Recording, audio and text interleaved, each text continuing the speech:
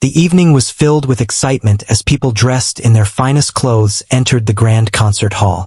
The chandeliers sparkled above, and soft whispers echoed as everyone waited for the show to begin. On stage stood a shining black piano under a warm golden light, its surface reflecting the beauty of the room. Tonight was special. It was the night when one of the most respected pianists in the world was going to perform, a man whose name alone could fill any concert hall. He had played in many countries, met presidents, and filled newspapers with praise. People admired him not only for his incredible talent but also for his confidence, though some would call it pride. He was the kind of man who believed that the piano was an extension of his soul, and few were worthy of touching it. To him, the stage was sacred ground, and the audience came to witness perfection. As the clock struck 7, the lights dimmed. The crowd went silent, and the pianist walked out, bowing gracefully. He took his seat, closed his eyes for a moment, and let his fingers float over the keys. The first notes were like magic, soft, elegant, and full of emotion. The audience listened in complete silence, lost in the beauty of his playing. Every sound carried feeling. Every pause carried meaning. When the final chord faded, the crowd erupted in applause that shook the hall. He smiled proudly, enjoying the moment. But what he didn't notice was a young girl sitting near the back row, listening in a way no one else did.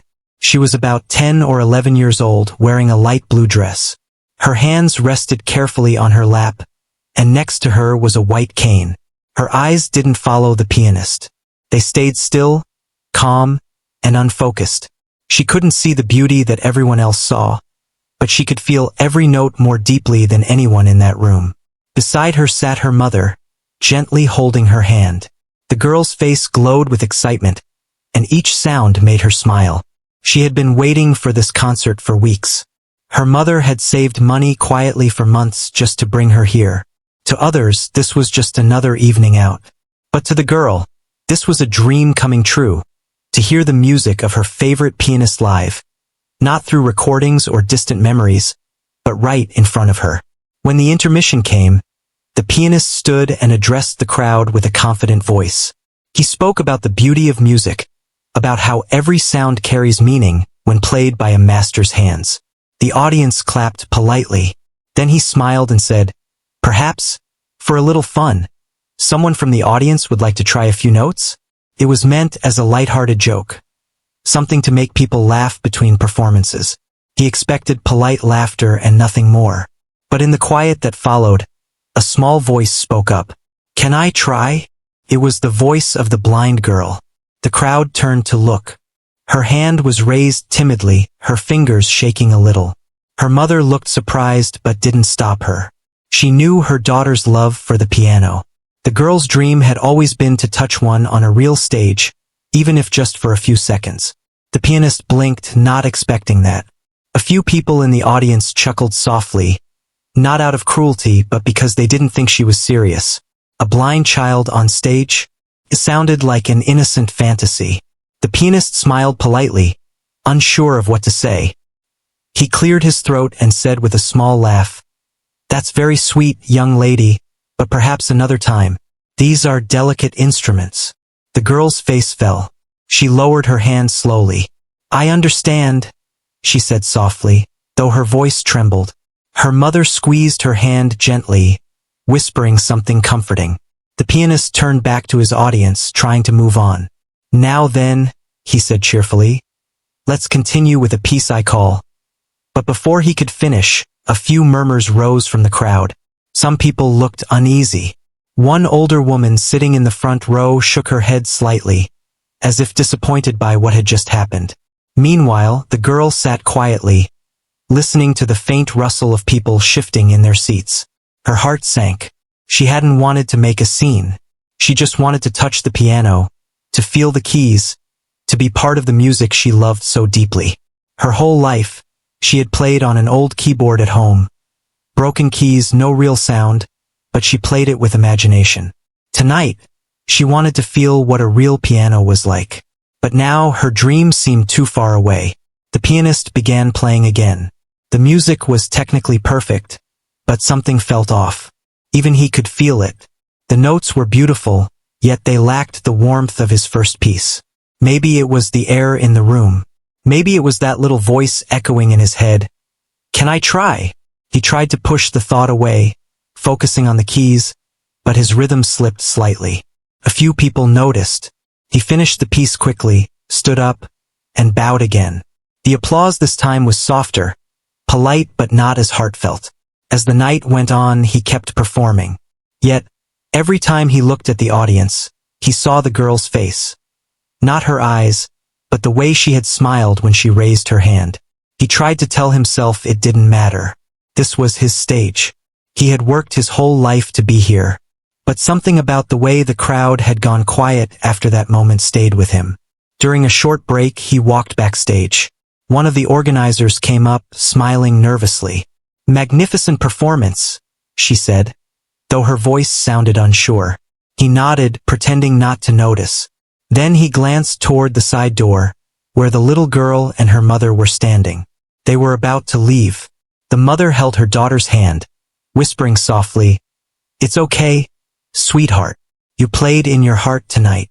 The girl nodded, her expression calm but her lips trembling slightly. For a second, the pianist felt something inside him, guilt maybe or curiosity. He took a step forward but stopped himself. "It's not my responsibility," he thought. "I'm here to perform, not entertain children." But another part of him disagreed quietly. He couldn't explain why. He just knew that moment had changed the air in the room. The crowd wasn't the same anymore, and neither was he. Back in their seats, the girl's mother tried to lift her daughter's mood. "Did you like the music?" she asked softly. The girl smiled faintly. "Yes, Mom. It was beautiful." But in her heart, she wished she could have shown everyone what she could play. She had practiced for years, teaching herself by listening to songs and remembering every note by ear. No one had ever believed she could truly play, but she knew she could. She just wanted a chance to prove it. When the pianist returned for the final part of the concert, the audience clapped out of respect. He sat down again, his fingers hesitating for a moment before touching the keys.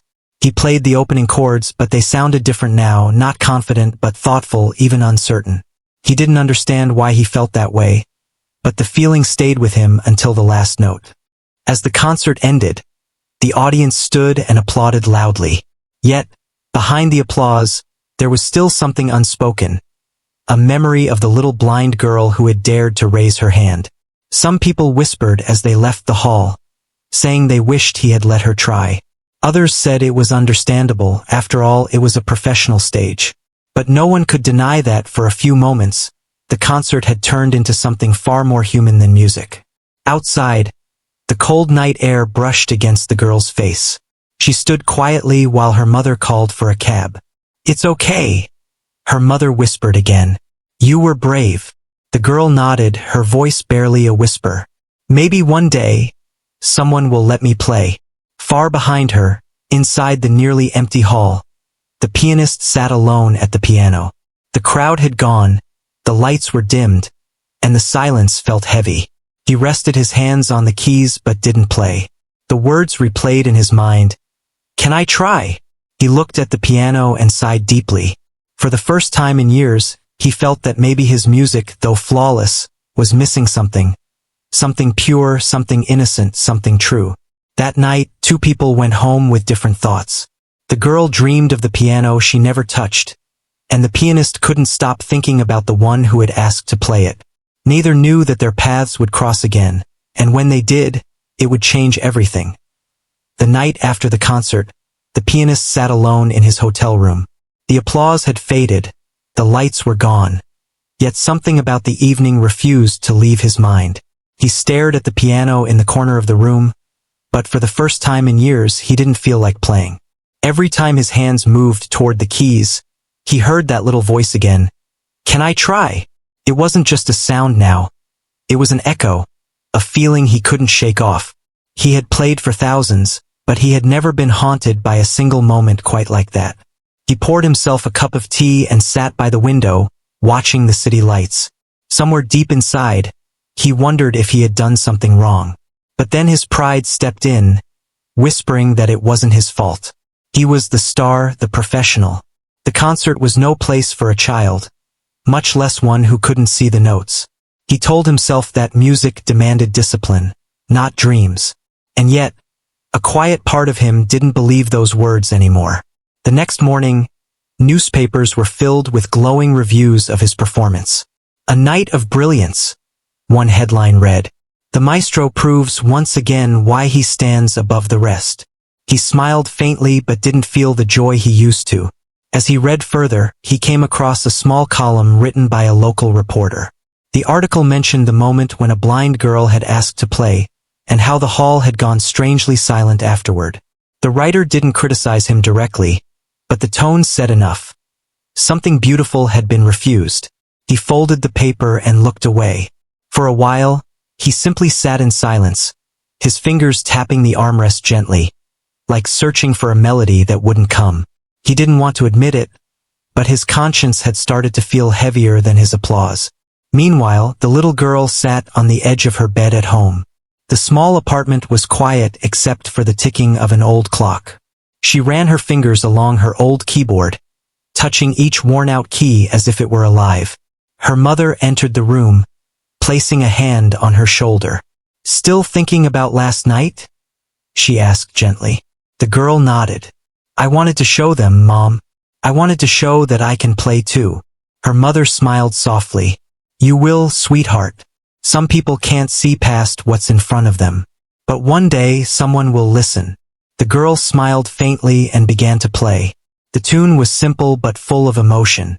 Every note carried both sadness and hope, a quiet promise that she wouldn't give up. Music, to her, wasn't something you watched. It was something you lived. Days passed. The pianist continued his tour, traveling from one city to another. He received more applause, more praise, more flowers. Yet something had changed in the way he played. His notes were flawless, but his soul wasn't in them anymore. The joy he once felt had been replaced by a strange emptiness. People noticed. Some said his playing had become colder, more distant. Even he could feel it. Every time his fingers touched the keys, the piano didn't sing back the way it used to. One evening, while preparing for another concert, he overheard two young students talking backstage. "Did you hear about that little blind girl at his last show?" one said. "She wanted to play, but he said no." The other replied, "That's sad. I bet she would have played something beautiful." The pianist froze. He wanted to step in and defend himself but couldn't find the words. Instead, he quietly walked away, feeling something deep in his chest twist painfully. That night, he walked onto the stage, but the usual confidence in his stride was gone. He bowed, sat down, and began to play his signature piece. The audience listened, but the spark that once mesmerized them wasn't there. His fingers moved with precision, but not passion. When he finished, the applause was polite but not thunderous. For a man who lived for admiration, that silence spoke louder than anything. After the concert, he sat in his dressing room staring at his reflection in the mirror. The face that had once radiated pride now looked tired, almost empty. He thought about the girl again, her small voice, her courage, her disappointment. "Why can't I forget her?" he muttered to himself. He didn't realize that what haunted him wasn't just guilt. It was respect for her bravery, her love for music, and the honesty in her simple request. That same week, the girl's mother received a letter from a local music school. It was a small community program that offered free lessons to children with disabilities. When the mother told her daughter, the girl's face lit up. "Do they have a real piano?" she asked excitedly. "Yes," her mother said, smiling for the first time in days. "A beautiful one." The girl hugged her mother tightly. "Then I want to learn more. I want to get better. Maybe one day, I'll play on a big stage too." At the school, the teachers were amazed by her talent. Even without sight, she could remember every melody after hearing it just once. Her fingers moved across the keys with natural grace. It was as if she could see the music in her mind. Everyone who listened to her play felt something special, a kind of peace that words couldn't describe. Slowly, her name began to spread within the small town. People started inviting her to play at local gatherings and community events. Each time she performed, the audience was moved by her gentle strength. Back in the pianist's world, things weren't going so smoothly. He began losing focus during rehearsals, sometimes forgetting parts of his own compositions. His assistant noticed the change. "Are you feeling all right?" he asked one day. The pianist forced a smile. "I'm fine, just tired." But inside, he knew the truth. He wasn't tired of playing. He was tired of pretending that music was only about perfection. One afternoon, he sat down to write a new piece. For hours, he struggled with it. No melody felt right. Finally, he stopped and closed his eyes. For the first time, he tried to imagine what it must be like to play without seeing, to trust only in sound and feeling. Slowly, he began to play a soft tune. It was simple, uncertain, yet full of emotion. As the notes filled the room, something inside him began to change. It wasn't the same confident music he was known for. It was raw, human, real. When he finished, he realized he had tears in his eyes. He called his manager that night and said he wanted to do another charity concert, the same event where the blind girl had attended. The manager was surprised but agreed. "That's unusual for you," he said. The pianist simply replied, "Maybe it's time I listen more and play less." Meanwhile, at the small music school, the girl was improving fast. Her teacher often said, "You don't just play notes. You tell stories with them." She would smile shyly and say, "I just play what I feel." Her dream was simple, to share her music with people who might need a bit of hope, just like she once did. When the day of the charity concert arrived again, the hall was filled just like before. The pianist stood backstage, nervous for the first time in years. He glanced toward the audience, wondering if the girl would come. And as fate would have it, she did. She sat near the front this time, holding her mother's hand, unaware that the man on stage was searching for her face in the crowd. When he stepped onto the stage, the applause was warm. He smiled faintly, not with pride, but with humility. He looked around and said softly, "Music is a gift. Sometimes we forget who it truly belongs to." The hall went quiet. He took a deep breath and began to play the same song he had written the night he couldn't sleep, the one inspired by her. The melody filled the room, gentle yet powerful, like a voice without words. People listened in awe, feeling emotions they couldn't explain. The girl tilted her head, recognizing the depth of the tune. Her lips parted slightly as she whispered, "It's beautiful." Her mother smiled and said, "He sounds different tonight." The girl nodded. "He's playing from the heart." As the final note faded, the room erupted into applause. The pianist stood and bowed, but instead of leaving the stage, he looked toward the audience. "Tonight," he said quietly, "someone here taught me what music truly means, and I think it's time I let her play." The crowd gasped softly, turning to see who he meant. The girl froze, unsure if she heard correctly. Her mother squeezed her hand. "He's talking about you." The girl's heart raced as she whispered, "Me." And though she didn't know it yet, that single invitation would soon become the moment that changed both their lives forever. The girl sat frozen in her seat, her small hands clutching the edge of her dress. The audience murmured in surprise, whispering among themselves. The pianist stood on the stage, looking directly toward her with kind eyes. For a moment, everything felt still. No sound, no movement, only the echo of his words lingering in the air. Her mother gently leaned closer and whispered, "He wants you to go, sweetheart." The girl hesitated. "But what if I make a mistake?" she asked softly. Her mother smiled. "Then you'll keep playing, just like you always do at home." With trembling legs, the girl rose from her seat. The crowd parted as she carefully made her way toward the stage. The pianist stepped forward to help her climb the steps. When she reached the piano, she touched the edge of the instrument, her fingers tracing its polished surface as if greeting an old friend. The pianist leaned down and whispered gently, "Take your time. The piano is yours now." The girl nodded slowly, her face calm but her heart racing. She took a deep breath and placed her hands on the keys. For a brief second, silence hung in the air. that heavy, beautiful silence before something unforgettable begins. Then she played. The first notes were soft, almost hesitant, but they carried something pure, a feeling that instantly reached everyone in the room. Her fingers moved with surprising grace, finding each key as if guided by memory and emotion rather than sight. Slowly, the melody grew stronger, flowing through the hall like a warm breeze. The audience leaned forward, completely silent. The pianist stood beside her, his expression filled with awe. Every note she played told a story, not of struggle, but of strength, hope, and the kind of beauty that doesn't need eyes to see. Somewhere in the crowd, a woman quietly began to cry. Others wiped their eyes too, though they couldn't quite explain why. The girl's music carried something words could never express. It was gentle but powerful, innocent yet deeply emotional. As she reached the middle of the song, her hands moved faster. Her face relaxed, her head tilted slightly as she smiled to herself. She wasn't nervous anymore. She was lost in the music, surrounded by something only she could truly feel. The pianist couldn't move. His heart pounded in his chest. He had spent years mastering the instrument, studying under great teachers, performing on grand stages. Yet, in that moment he realized he was witnessing something far beyond technique. This was pure soul.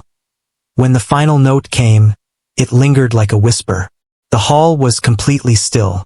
For several seconds no one moved or breathed. Then, as if waking from a dream, the audience erupted into applause. People stood to their feet, cheering, clapping, crying. It was unlike anything the pianist had ever seen. The girl turned her head slightly toward the sound, her lips curving into a shy smile.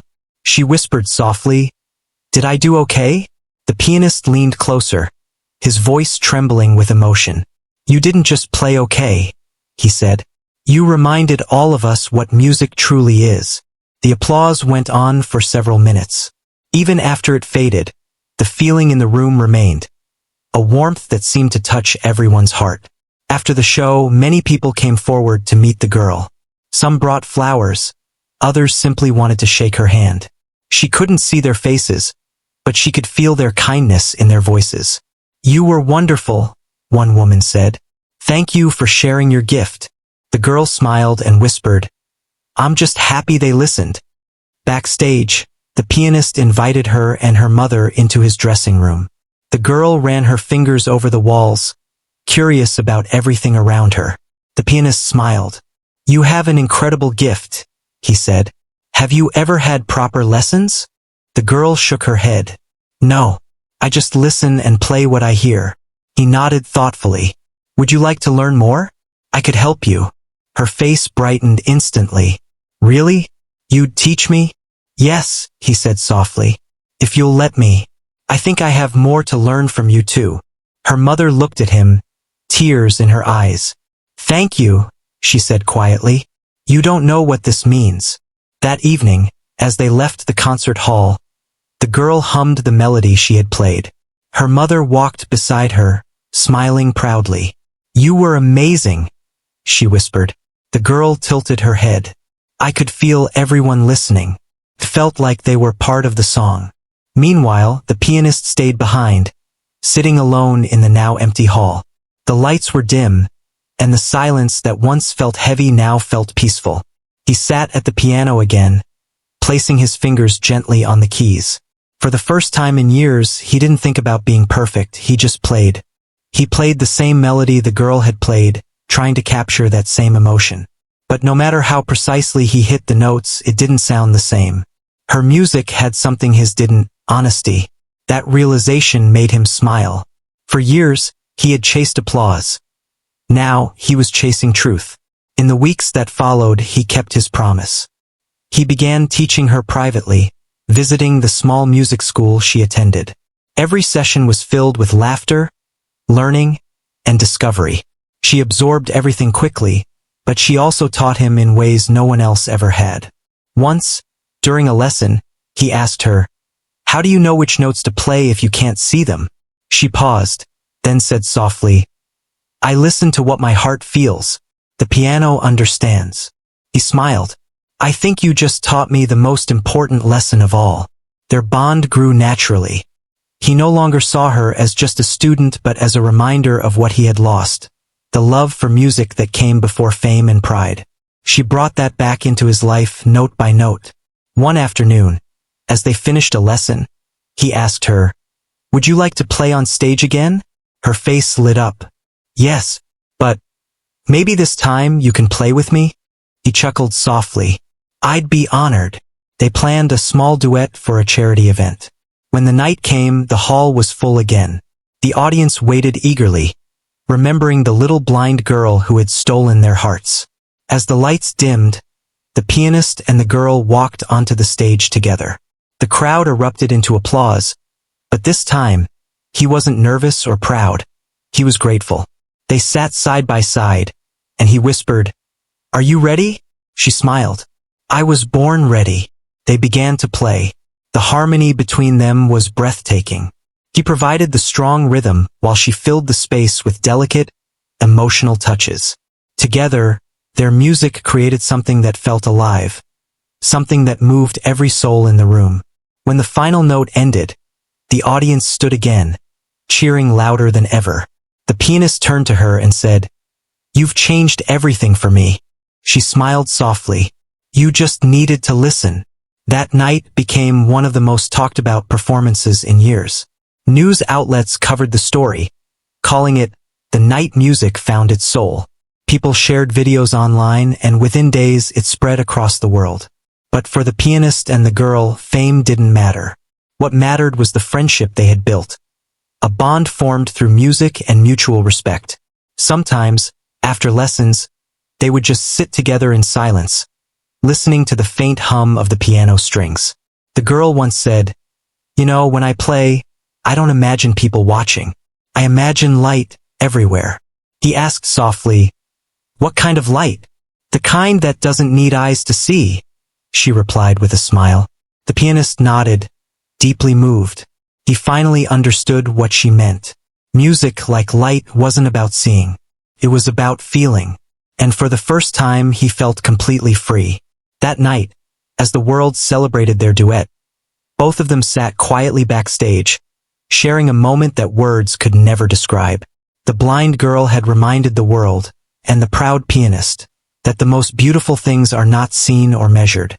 They're felt deep within the heart, where the real music lives forever. The hall grew silent once more as the pianist stood beside his grand piano, waiting. All eyes followed his gaze toward the young blind girl seated near the front.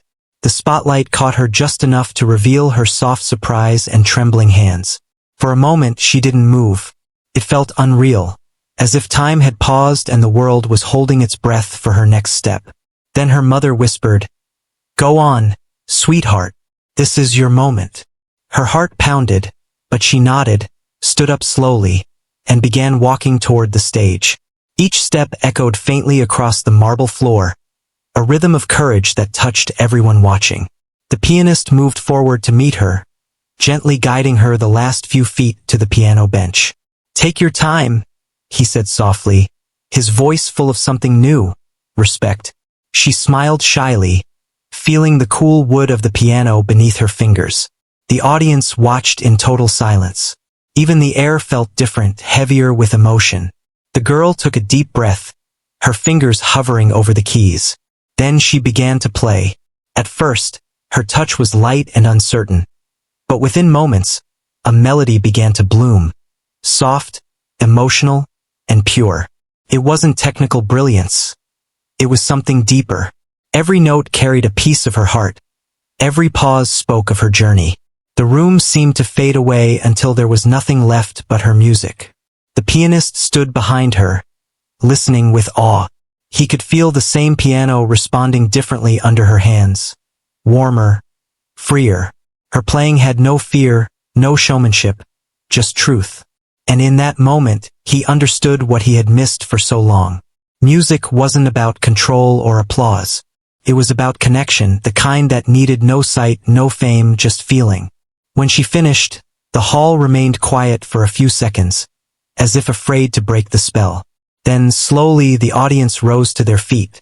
Applause thundered through the room, filling every corner. Some people wiped tears from their eyes. Others simply stood in wonder. The girl turned her head slightly toward the sound, her smile gentle but glowing. She whispered, "Did they like it?" The pianist replied, his voice soft but trembling, "They loved it, and so did I." He took her hand and lifted it high, acknowledging her before the entire audience. Cameras flashed, but he didn't care. For once, he wasn't the star of the night, she was. He stepped aside, letting her take the center of the stage fully. The applause grew even louder, a wave of admiration that seemed endless. Backstage, after the concert ended, the pianist found himself sitting quietly beside the girl and her mother. He looked at them with genuine gratitude. "You've reminded me what music really is," he said. "I forgot that it comes from here," he added, touching his chest. The mother smiled warmly. "She just plays what she feels," she said. The girl nodded. "I can't see the keys, but I can hear what they want to say." The pianist chuckled softly, moved by her innocence. "You have a gift," he told her. "And if you'll allow me, I'd like to help you grow it." Her face lit up. "You mean, teach me?" He smiled. "Yes, or maybe we can teach each other." The girl reached out her hand, and he shook it gently, sealing a quiet promise between them. News of that night spread quickly. The story appeared in newspapers and on social media across the country. Renowned pianist invites blind girl to share his stage. People called it the most moving moment of the year. But for the pianist, it wasn't about headlines or fame anymore. Something inside him had shifted. He no longer felt the emptiness that had haunted him for months. Instead, there was peace, the kind that only honesty could bring. Weeks passed, and true to his word, the pianist began mentoring the girl. They met often at the local music school, sitting side by side at the piano. He would guide her hands lightly as she played, but most of the time, he simply watched and listened. Her interpretations amazed him. She could turn even the simplest tune into something alive. Sometimes she made small mistakes, but even those mistakes carried emotion. "You don't play wrong notes," he once told her. "You play human ones." Their sessions became the highlight of his days. He rediscovered his joy for music through her eyes, or rather, through her heart. Whenever she played, the room filled with warmth, as if every sound carried a quiet truth. She would often say, "When I play, I imagine colors. Each sound has a color, blue for calm, red for hope, gold for happiness." The pianist would smile. "Then your world must be full of colors," he'd reply. Months later, the pianist announced a new concert, one unlike any he had done before. It was titled Music Beyond Sight. Instead of performing alone, he invited students from the music school, including the blind girl, to share the stage. The goal wasn't perfection. It was connection. The event sold out within days. People were curious not just to hear music, but to witness what it meant to feel it. The night of the performance, the stage was simple. No grand decorations, just warm lights and a single message on the backdrop. Music belongs to everyone. When the pianist and the girl walked out together, the audience greeted them with heartfelt applause. They sat side by side, and this time she began the first piece. The melody she played was the same one she had performed months ago, but now it was fuller, richer. The pianist joined in halfway, adding gentle harmonies around her. Their sounds blended beautifully, two hearts speaking the same language. By the end, people were openly weeping, not because of sadness, but because they had witnessed something rare, pure humanity in music. When the final chord faded, the pianist whispered to her, "You've changed the way I play forever." She smiled, her fingers still resting on the keys. "And you've changed the way I dream." After the concert, people approached them with admiration. Some asked the pianist for autographs, but many wanted to meet the girl. One woman said, "When I heard you play, I remembered my own dreams. Thank you for that." The girl blushed and replied softly, "I'm just happy you listened." The pianist stood beside her, proud and humbled at the same time. Over time, their story became an inspiration for many young musicians. Schools invited them to talk about their journey, not as a story of pity or fame, but as a reminder that true art has no boundaries, not of sight, status, or pride. Wherever they went, they carried the same message. That music, when shared with heart, could heal not only those who listened but also those who played. The pianist continued performing, but his concerts felt different now. He smiled more, spoke to audiences between songs, and even encouraged young players to come on stage during encores. He no longer worried about being perfect, he cared about being real. The little girl, now growing in confidence, began composing her own pieces. She named her first one, "The Light I Hear." When the pianist heard it, he said quietly, "It's the most beautiful thing I've ever listened to." Their friendship grew like music itself, simple, honest, and endless. And though their paths had crossed by what once seemed like an awkward, painful moment, it turned into something far greater. A story of forgiveness, discovery, and the power of a shared song. In the end, the world didn't just see a blind girl and a famous pianist. They saw two souls who taught each other to listen, not just with their ears, but with their hearts. And long after the applause faded, the memory of that night, when the hall fell silent for a blind girl's song, continued to echo wherever people believed in the beauty of music. Years had passed since that unforgettable night when the blind girl first sat at the piano and played her heart out before a silent crowd. The world had moved on in its usual fast way. New stars had risen, new songs filled the charts. But for those who had been there, that performance had never faded. It had become more than just a concert story. It was a memory that carried warmth and hope. And for the pianist and the girl, it was the beginning of a journey that would change both their lives forever. The pianist had grown older, though gracefully. His hands still danced across the keys with skill, but now his playing carried something deeper, gentleness. He no longer played to impress, he played to express. Audiences noticed it too. His concerts had a different energy now, calm, meaningful, and sincere. And every time he played, there was always a moment when he would glance toward the side of the stage, where a young woman sat quietly listening. It was the same blind girl, now grown, confident, and radiant. She had become a musician in her own right. Her name had begun to appear on programs, and people came from far away to hear her perform. Though she could not see her audience, she always felt them. Their energy, their silence, their hearts beating with hers through the music. When she played, it was like she was speaking a secret language that only emotion could understand. She once told the pianist, "I don't need to see their faces. I can hear their feelings in the air." He had smiled at that, realizing how far she had come. Their bond had deepened with time.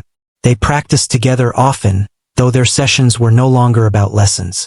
They simply shared music, passing ideas back and forth, laughing when one of them missed a note, and finding joy in creating something new. Sometimes they played duets for hours, completely losing track of time.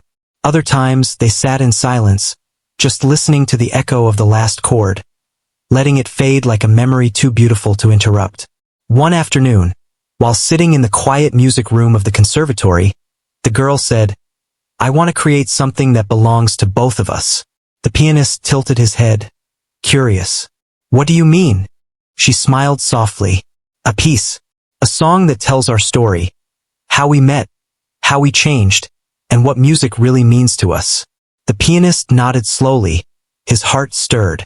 "Then let's write it together," he said. And so they began. It was a slow process, not because they struggled, but because they poured their souls into every note. They would spend hours on a single melody line, talking about what it should feel like. "This part," she'd say, "should sound like confusion, like when I first heard you play and felt small." He'd reply, "And this one should sound like courage, when you took that first step toward the piano." Together, they shaped the music not from theory, but from memory. The composition grew day by day. It began softly, uncertainly, then bloomed into something rich and emotional. A conversation between two hearts. The middle section carried a mix of struggle and understanding, and the ending was peaceful, filled with light. When they finally finished, they both sat silently, listening to the final notes fade. "What should we call it?" he asked. She thought for a moment and said, "Let's name it When Silence heard the song, the pianist smiled. "Perfect," he whispered. They decided to premiere the piece together in a grand concert hall, the very same one where their story had begun years ago. The announcement spread quickly, and soon every ticket was sold. People were eager to witness this reunion, this continuation of a tale that had touched millions. The night of the performance, the atmosphere inside the hall was electric yet tender. The lights dimmed, the murmur of the audience quieted, and two figures walked onto the stage hand in hand. The pianist helped her find her place at the bench, then sat beside her. No words were needed. They both knew what this moment meant. The first few notes floated gently into the air, fragile but full of feeling. The audience leaned in, listening as if afraid to breathe. The melody grew, weaving together past and present. Sometimes it was her hands that led, sometimes his. Their playing was effortless, like two souls speaking in harmony. There were moments of tension, where the sound trembled with memory, followed by waves of warmth that felt like forgiveness. As they reached the final section, the music slowed, turning into something almost sacred. The pianist's hands softened, letting her take the lead. Her notes rose higher, glowing like a quiet sunrise. And when the last sound faded into silence, the hall remained still. That same deep, almost holy silence that had followed her very first performance years ago. Then, slowly, applause erupted, powerful and endless. People stood, some crying openly, others simply standing in awe. The pianist turned to her and whispered, "You did it." She smiled, tears forming behind her closed eyes. "No," she said softly. "We did it." They bowed together, hand in hand, as cameras flashed and people shouted their names. But for them, it wasn't about the fame or the applause. It was about closure. A circle completed, a journey fulfilled. In the months that followed, When Silence Heard the Song became known around the world. Orchestras played it, schools taught it, and musicians of all ages performed it as a duet, always as a reminder of how compassion and courage could turn pain into beauty.